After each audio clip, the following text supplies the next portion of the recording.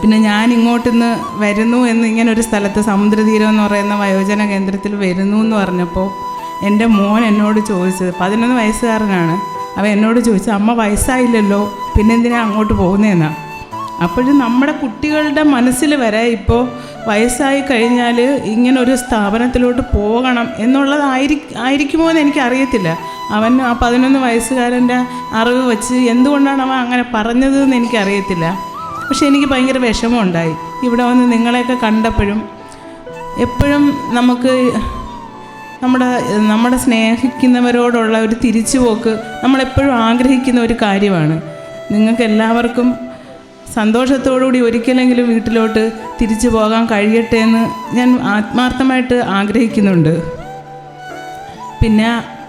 പിന്നെ ഞാൻ കാണുന്ന ഒരു പ്ലസ് പോയിൻ്റ്, അതായത് ഒരു സന്തോഷമെന്ന് പറഞ്ഞാൽ നമ്മൾ ഒരേപോലെ ചിന്തിക്കുന്നവർ, അപ്പോൾ ഒരേ മനസ്സുള്ളവർ ഒരേ സ്ഥലത്തിങ്ങനെ നമ്മൾ ജീവിക്കുമ്പോൾ അപ്പം പരസ്പരം പങ്കുവെച്ചും സ്നേഹിച്ചും അത് വേറൊരു സന്തോഷമാണ്. ആ സന്തോഷം നിങ്ങൾ കണ്ടെത്തുന്നുണ്ടാവും എന്താണ് എൻ്റെ ഒരു പ്രതീക്ഷ.